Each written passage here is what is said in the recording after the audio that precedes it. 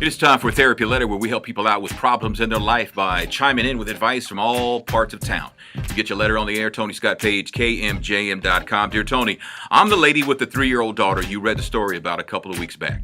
I told her that her dad was dead. Well, after listening to your show and the comments, many saying that I was crazy, I began to give it some thought. No, I'm not crazy. I'm educated. I hold 2 master's degrees. I'm loving. I provide for my children wholeheartedly. I'm just scorned. Being that it's Father's Day, I decided to call a truce with her dad, offering him a mediator so that he doesn't have to deal with me in order to see his daughter, especially after she came home with her Father's Day card she made at school. She was so proud. She said, "Mommy, I have to give this to my daddy." That got to me, and so I reached out to him. Once again, he denies my baby the feeling of what it is to have a daddy. I despise this man. How can people be so heartless? How can you deny what you helped bring into this world? I'm in tears because it's sad, and it's my baby this is happening to. Do you or any of your listeners know what this is like? Well, absolutely our listeners know what this is like. And you know what? Calling you, it's interesting how people who have degrees always like to throw those things around. You know, no one said you were stupid. We just said what you did was crazy.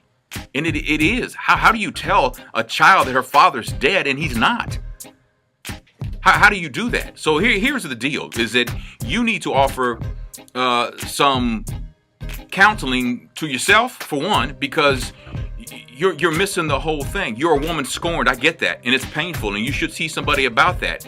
But more importantly, you need to find peace with your daughter's father to the point where you actually can see him and not think of killing him. You know what I'm saying? So get some counseling.